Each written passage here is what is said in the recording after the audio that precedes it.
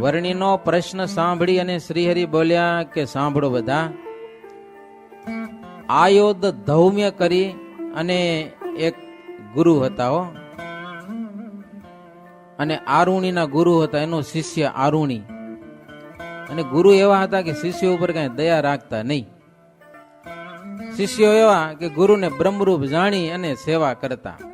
તે એક દિવસ આ ગુરુએ પોતાનો શિષ્ય આરુણી એને બોલાવ્યો અને સેવા સોંપી કે આપણું ડાંગરનું ખેતર છે ને એ તું સાચવ જા, પાણી પાવાનું બધું ખેતર સાચવાનું હો.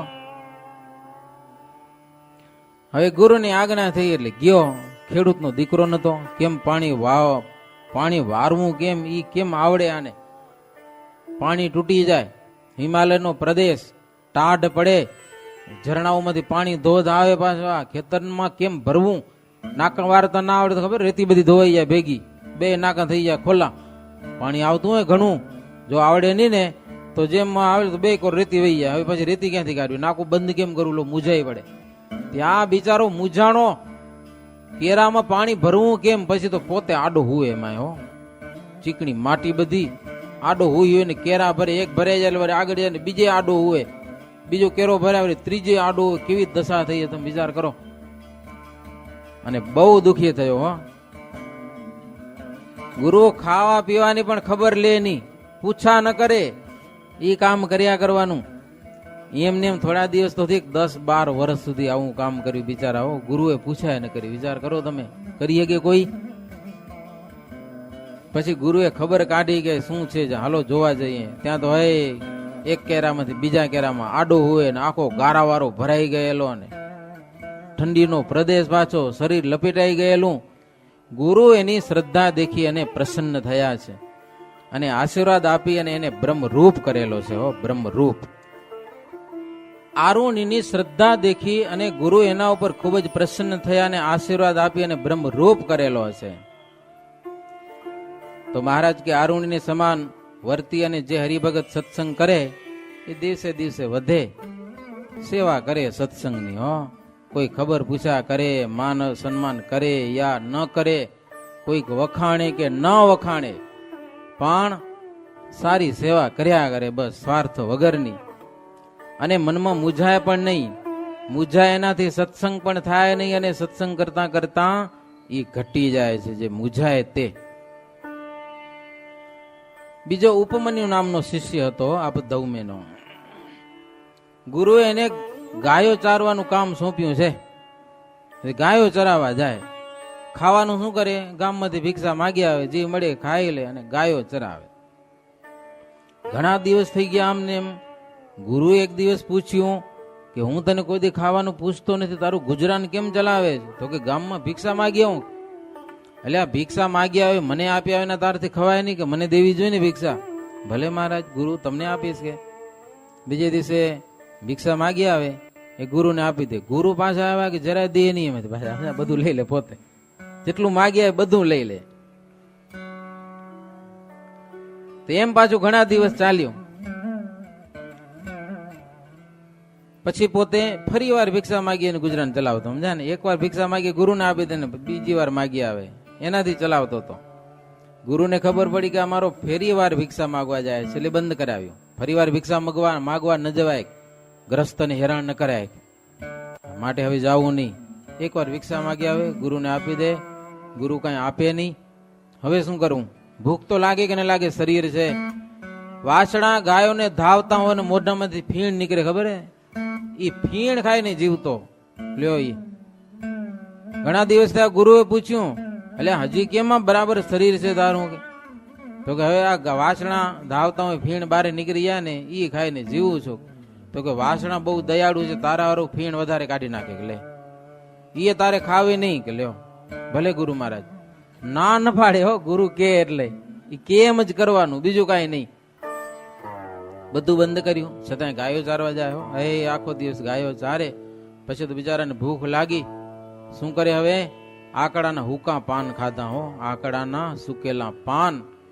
એ પાન ખાવાથી શરીરમાં ગરમી થઈ ગઈ બહુ, અને આંખે અંધાપો આવી ગયો બિચારાને હો.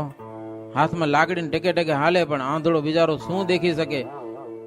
ગાયો ક્યાં ગઈ ખબર ન પડે, અવાજમાં ભેડો વાંય જાતા જાતા એકવાર એવું બન્યું, કૂવામાં પડી ગયો બિચારો. કૂવામાં પડી ગયો, બહુ પાણી નહીં હોય પણ અંદર પડી ગયો. વાગ્યો નહીં ગુરુની કૃપાએ, પણ પડ્યો કૂવામાં. હવે નીકળવું કેમ? ગાયો ઘરે આવી સાંજે, ઓલ્યો આવ્યો નહીં ઉપમન્યુ. ગુરુએ બધા શિષ્યોને બોલાવે, ભેગા કર્યા. ઓલ્યો કેમ આવ્યો નહીં? કે મેં ખાવાનું બંધ કર્યું એટલે ભાગી ગયો લાગે ક્યાંક. કે ત્યાં તો કોઈ કે સમાચાર આપ્યા કે તમારો શિષ્ય કૂવામાં પડી ગયો છે. તો ગુરુ શું બોલ્યા? એ કે મેં ખાવા નથી દીધું એટલે મારા ઉપર ક્રોધ કરીને મારું ખોટું દેખાડવા માટે કૂવામાં પડ્યો લાગે છે. કે હો, શિષ્યોને લઈ અને ગુરુ ગયા છે ત્યાં કાઢવા માટે. કૂવામાં પડેલો, હે ગુરુ મહારાજ, હે ગુરુ મહારાજ એમ કરતો હતો. હો, ગુરુ મહારાજને યાદ કરતો હતો. ત્યાં ગુરુ આવ્યા. એ કે અલ્યા કૂવામાં કેમ પડી ગયો? તારા હાથમાં લાકડી નથી? તો કે લાકડી તો હતી પણ આ આંખે કઈ દેખાતું નથી, અંધાપો આવી ગયો, ખબર ન પડી, ઓચિંતાનો કૂવામાં પડી ગયો. ગુરુ મહારાજ કે માફ કરો, ભૂલમાં કૂવામાં પડી ગયો પણ તમે માફ કરો, મારાથી ભૂલ થઈ ગઈ. કૂવામાં પડી ગયો એ ભૂલ થઈ ગઈ, લ્યો તમે મને માફ કરો. હાથ જોડી અને વિનંતી કરી છે, મારી ભૂલ થઈ છે, હવે હું વિચારીને હાલીશ. કે હવે કૂવામાં નહીં પડ્યું, મને એકવાર બારે કાઢો. કે લ્યો વિચારીને હાલીશ. પછી ગુરુ મહારાજે અશ્વિની કુમારોને બોલાવ્યા અને એને આની પાસે મોકલ્યો છે. ગુરુ તો હાલ્યા ગયા. અશ્વિની કુમારો બે આવ્યા. એ આ ઉપમન્યુને કીધું કે તને ગરમી થઈ ગઈ છે એટલે અંધાપો આવ્યો છે, તારે માટે અમે સરસ મજાનો માલપુઓ લઈ આવે છે, લ્યો એક માલપુઓ ખા એટલે તારે બધું સરા બરાબર થઈ જશે. તો પણ ગુરુને આપ્યા વિના ખવાય નહીં. કે લ્યો શું કે ગુરુ ના પાડી છે, મને આપ્યા વિના તારે કઈ ખાવું નહીં. તો અશ્વિની કુમારો કે તારા ગુરુ નનકડા હતા ને, એ એના ગુરુને આપ્યા વિના ખાઈ જતા હતા. કે લ્યો પરીક્ષા કરતા હતા. હો, તારે ખાવામાં કાંઈ વાંધો નથી? તો કે ના, અરે આ માલપુઆ હારામાં હારા બહુ મીઠા છે, કે ભલે અમૃત જેવા હો પણ ગુરુને આપ્યા વિના તો મને ઝેર જેવું લાગે બધું. એટલે બંને દેવતાઓ રાજી થઈ અને કીધું કે તું ખરો ગુરુ ભગત છે. હો, પછી એને મોક્ષનો વરદાન આપેલું છે અને અશ્વિની કુમારે એને ઉપમન્યુને દેખતા કરેલા છે. દેખતો થયો એટલે દોડતો દોડતો સીધો ગુરુને ઘરે આવ્યો, ગુરુ પાસે આવ્યો છે, પગે લાગ્યો. ગુરુ પ્રસન્ન થઈને વરદાન આપ્યું કે ધર્મના પરિવારે સહિત તારામાં ભક્તિ ભાવ સદાયને માટે રહેશે. જા. શું વરદાન મળ્યું? તારા જીવનમાં ધર્મ, જ્ઞાન, વૈરાગ્ય અને ભક્તિ ઉદય થશે, અર્થાત તને ભગવાન મળશે. આવા આશીર્વાદ એને મળી ગયા. મહારાજ કે એમ સેવાથી કોઈ પણ જાતના વિઘન નડતા નથી. આવી સત્સંગમાં સેવા કરીને રાજીપો મેળવી લે ને એને કોઈ વિઘન નડે નહીં. સંતમાં પ્રીતિ રાખવી તે આત્માથી પણ અધિક છે. એમ ઉપમન્યુની પેઠે સત્સંગમાં ભક્તિ ભાવ દિવસે દિવસે અધિક રાખે તે અભાવ લઈને કોઈ દિવસ વિમુખ થતો નથી. સેવામાં ભાવના રાખી કોઈ દી અભાવ ન લે, અભાવ લે એનું જોકે કામે નથી. વેદ ઋષિની વાત કરી. હો, એક ત્રીજો શિષ્ય હતો વેદ નામનો. ગુરુ એને ઘરની સેવાનું કામ સોંપ્યું. હો, કે ઘરમાં તું સેવા કરે. તમારા બળદની પેટે ગુરુ શિષ્ય પાસે કામ કરાવે. હો, ભૂખ લાગે, તરસ લાગે, ઠંડી ગરમી સહન કરવી પડે, મશીનની પેટે કામ કરાવે પણ ઘરનું કામ કર્યા જ કરે. ગુરુ ક્યારે એને સુખ દુઃખ નું પૂછે નહીં, છતાં ઓલ્યો વેદ ક્યારે પણ અવગુણ લે નહીં એનો. હો, બહુ કાળ સુધી પ્રેમથી સેવા કરી. ગુરુએ એકવાર બતાવી દીધું આમ કરવું એટલે કર્યા જ કરવાનું, બીજી વાત જ નહીં. તો એના ઉપર પણ ગુરુની પ્રસન્નતા થઈ અને શ્રેષ્ઠ મોક્ષનું એને જ્ઞાન પ્રાપ્ત થયેલું છે. એટલું જ નહીં પણ વેદ શાસ્ત્રમાં સર્વજ્ઞતા પ્રાપ્ત થઈ છે. વગર અભ્યાસે તમામ વેદો શાસ્ત્રો પુરાણોને સ્ફુરાયમાન થયેલા છે. આવી ગુરુની પ્રસન્નતા વરસી એના ઉપર. બહુ પરીક્ષા કરી છતાં પણ યોગ્ય અયોગ્ય ટેલ કરાવી તો પણ ગુરુનો અભાવ લીધો નહીં, તેથી એ બ્રહ્મરૂપ થયા. મહારાજ કે આવું છે, સત્સંગની સેવા કરો પણ અભાવ કોઈનો લ્યો નહીં તો આગળ વધાશે. જો અવગુણ લીધો, ગુરુનો જો અભાવ આવી ગયો તો પતનનો માર્ગ પકડાશે. હો, પડી જવાનો રસ્તો આવશે, છેઠ હેઠે પહોંચી જવાશે. આ બધા ગુરુનો અભાવ લીધો નહીં, તેથી બ્રહ્મરૂપ થયા. મહારાજ કેવી રીતે ભગવાનના ભક્તોએ સેવા કરવી તે બ્રહ્મરૂપ થાય. ગુરુ અને સંતોનો દોષ ક્યારે પણ લે એ ઘટી જાય છે. ગુરુ સંત કુ સેવે દેવ સમાના, હરિજન બઢે સો પરમ સુજાના. ધર્મ ભક્તિ આદિક પરિવારા, તામે બસત લગતન વારા. ગુરુ અને સંત એને દેવની સમાન માની અને જો સેવા કરે છે તો એના અંતરમાં ધર્મ, ભક્તિ, જ્ઞાન, વૈરાગ્ય આ બધું નિવાસ કરીને રહે છે. હો પુરુષોત્તમ કે સદન સો હોવે, ગુરુ સંત કે દોષ ન જોવે. દિન દિન બઢત સો જાત પારા, સત્સંગ કરત જેહી શુભ વિચારા. પડે એમ જાણ હે એમ નિર્દોષ બુદ્ધિથી સત્સંગ કરશો ને તો પુરુષોત્તમનો નિવાસ થશે. પુરુષોત્તમ કે સદન અસો હોવે, એ ભગત ભગવાન પુરુષોત્તમ નારાયણને રહેવાનું ઘર બની જશે. ઘર સદન બની જશે. પુરુષોત્તમ સદન ભગવાન નિવાસ કરશે હો હૃદયમાં આવીને. ગુરુ સંત કે દોષ ન જોવે, જે ગુરુ અને સંતનો દોષ નહીં જુએ. દિન દિન બઢત સો જાત પારા, સત્સંગ કરત જય શુભ વિચારા. દિન પ્રતિદિન વધતો જશે, વધતા વધતા વધી જશે. શુભ વિચારથી સત્સંગ કરશે તો. શ્રીજી મહારાજ કે સિંહ જેમ સાધુ થાય તેમ તેઓ આત્મરૂપ થઈ અને અવગુણ ન લે એમ સમજવું. હો જબરજસ્ત વાતો છે ભક્તજનો સત્સંગમાં સમજણની. શ્રીજી મહારાજ કે હવે કુશિક રાજાની વાત કહું છું. હો કુશિક રાજાની કદાચ અધૂરી પણ રહ્યા છે. બહુ જબરી વાત છે કુશિક રાજાની. કુશિક રાજા છે, વિશાળ એનું રાજ્ય છે, રાજ્ય ચલાવે છે. એક દિવસ મહારાજ કે ચ્યવન ઋષિ ચાતુર્માસ કરવાને બાને કુશિક રાજાને ઘેર આવ્યા, એના દરબારમાં આવ્યા. ચ્યવન ઋષિ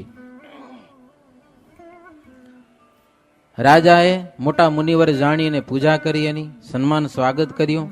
ઘર, રાજ્ય, આસન, ધન, સંપત્તિ બધું એને સોંપી દીધું. તન મન બધું તમારું. ગુરુ મહારાજ કે હો બસ કયો શું સેવા કરીએ તમારી. આટલો સુંદર વિવેક કુશિક રાજાએ કર્યો.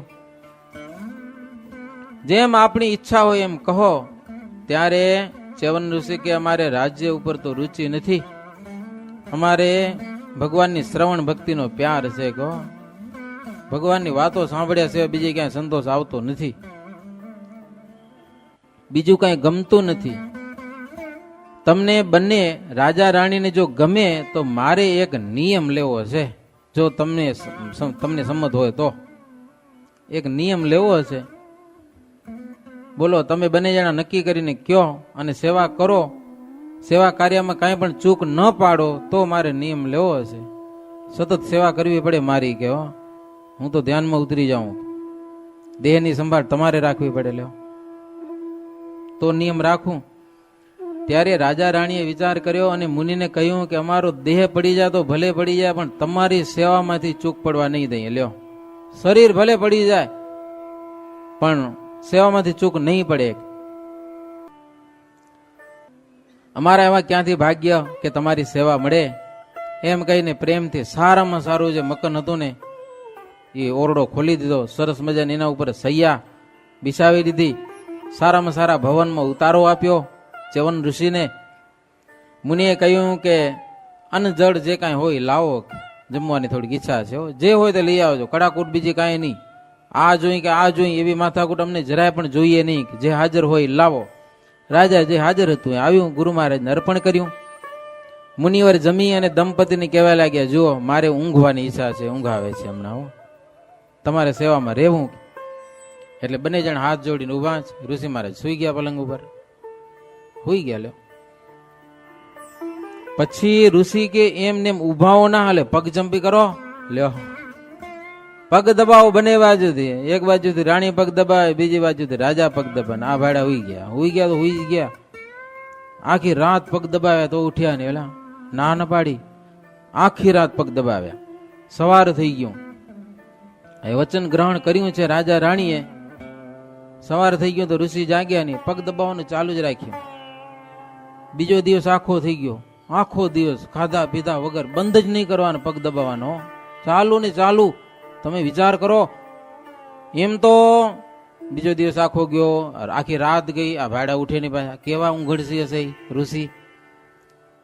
2 દી, 5 દી, 10 દી, 15 દી, 20 દી, 21 દિવસ થઈ ગયા. તમે વિચાર કરો, સતત પગ દબાવવાનું ચાલુ જ રાખ્યું. અને ચ્યવન ઋષિ ઉઠ્યા જ નહીં. હો કુશિક રાજા અને એના પત્ની રાણી સેવા કર્યા જ કરી, અન્નજળ લીધા વિના પોતે પણ. ઋષિ ત્યાં સુધી એક પડખે જ સુતા હતા. મારે પડખું ન બદલાયું. એની ઊંઘે કેવી હશે તો વિચાર કરો.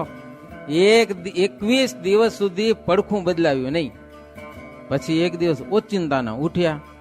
ઉઠીને એવા ભાગ્યા ત્યાંથી ઘરમાંથી એકલા ભાગી ગયા બારે. રાજા ને રાણી એની વાંહે દોડ્યા. ઋષિ મહારાજ ક્યાં ગયા શોધવા માટે નીકળ્યા. ભૂખ્યા ને તરસ્યા. રાજાને મૂર્છા આવી ગઈ, પડી ગયા.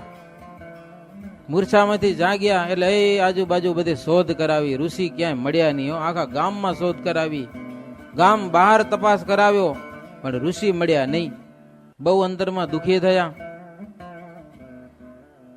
પછી તો છેલ્લી બાકી પૂરમાં આવ્યા અને પોતાના ઘરે આવ્યા. રાજા રાણીનો શુદ્ધ ભાવ ખરો ને ઋષિની સેવા કરવાની. જ્યાં ઘરમાં આવીને જોયું ને ત્યાં વળી સૈયામાં સુતા હતા, પડખું બદલાવીને. વળી રાજા રાણી સેવા કરવા મંડી ગયા આ ઋષિની. ઋષિએ જાણ્યું કે થાય તો હદ છે, પણ કસોટી તો અગ્નિ જેવી જ હોય ને. હો કસોટી કરવા આવ્યા છો રાજા રાણી બંને જણાની. ઋષિ નિર્દય થઈ અને બંને પાસે ખૂબ સેવા કરાવેલી છે. સેવા સમાન કોઈ કસોટી નથી. સેવા બધા સાધનનું મૂળ છે. બીજા સાધનો ઘણા બધા છે, પણ ડાળ અને પાંદડા જેવા. પણ સેવા છે એ તો તમામ સાધનનું મૂળ. ગમે એવાને તમે સેવા કરીને જો રાજી કરી લીધા ને તો બેડો પાર કરી દે. કાંઈ કરવું ન પડે, કાંઈ. સેવા એવું કામ કરે છે. તમામ સાધનોનું મૂળ સેવા છે. સેવાથી પ્રસન્ન થયેલા ગુરુ સારા વરદાન આપે છે. સેવાથી બ્રાહ્મણો રાજી થઈ જાય તો કામ કરી દે છે. સેવાથી જો ભગવાન પ્રસન્ન થઈ જાય તો જીવાત્માનો બેડો પાર કરી દે છે. આવી એક સેવાની મહત્તા છે. રાજા રાણી ફરી પણ 21 દિવસ સુધી સેવા કરતા જ રહ્યા. પછી મુનિ જાગ્યા. આમ છતાં રાજા રાણીને નિર્વિકાર જોયા. હજી મેં હટ્યા નથી, એને હટાવવા છે.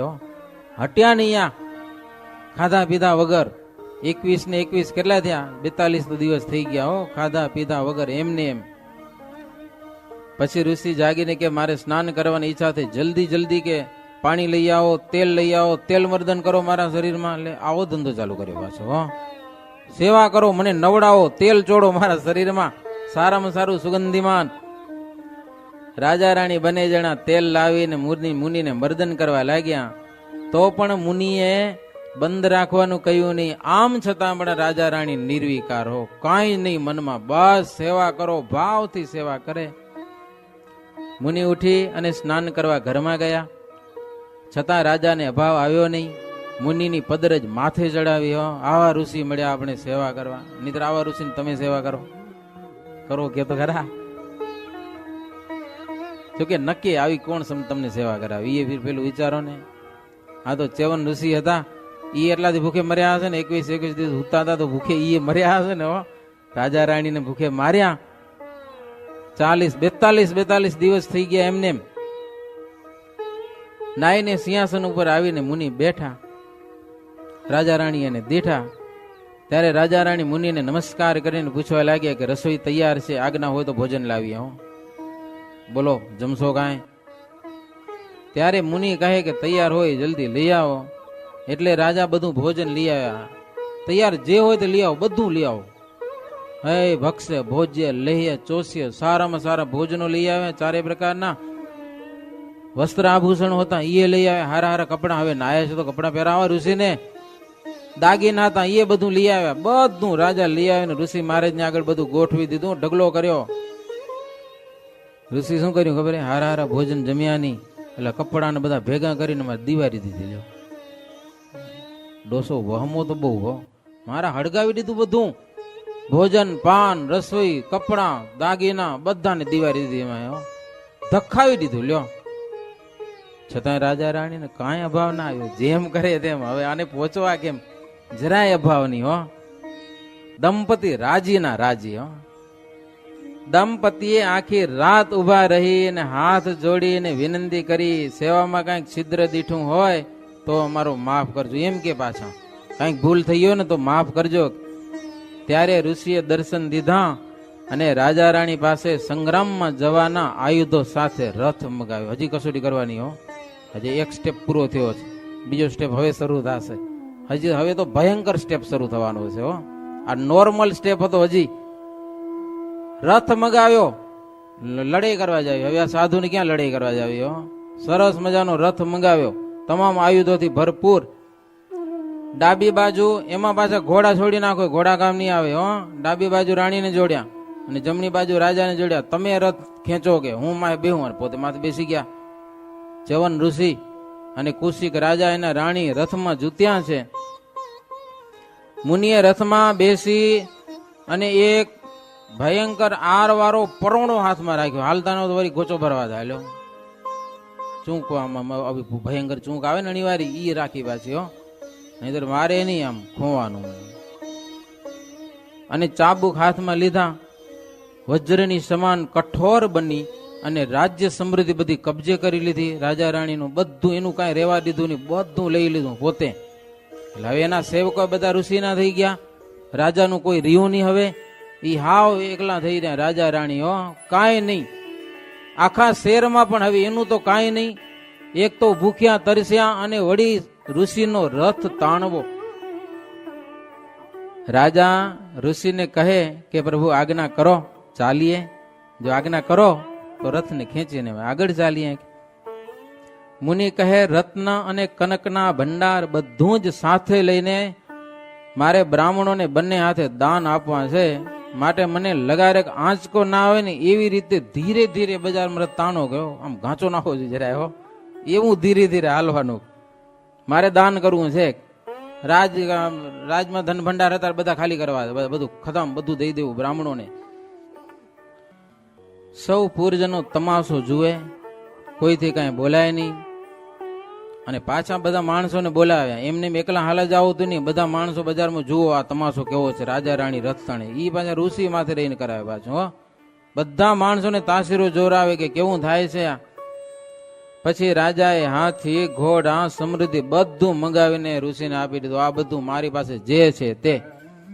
અને રાજ બજારમાં રાજા રાણી રથ તાણવા લાગ્યા છે. પૂરજનો આવા નિર્દય અને અહંકારી મુનિને જોઈને હાહાકાર કરવા લાગ્યા. આવો સાધુ ક્યાં આવ્યો છે મારા દરબારમાં, મારી કાઢો આને કે. પણ કોઈનું કઈ હાલે નહીં. રાજ રજવાડું બધું લઈ લીધું પોતે. અને તીક્ષ્ણ આરવારો પરોણો એ પાછો રાજા રાણીને વારે વારે મારે. પાછા હાલો કે હરખા હાલો કે ઘાંચ ના આવવી જોઈએ. પાછી અમથા ના મારે હો. હરખા હાલતા હોય તોય વાંસીથી પાછા ગોદા મારે. આવા વહ મારું છે. અત્યંત દુઃખ થવા છતાં રાજા રાણી પરમ સુખ માનતા. બરડો કેડ હાથ અને માથામાં પરોણાની આરો વાગવાથી રુધિર વહેવા લાગ્યું. તો પણ નિર્વિકારો, કોઈ જાતનો વિકાર નહીં, કોઈ જાતની પરેશાની નહીં. નિર્વિકાર થઈને રથ ખેંચતા હતા. 50 દિવસના ઉપવાસ થઈ ગયા. થર થર શરીર હવે તો ધ્રુજવા લાગ્યું છે.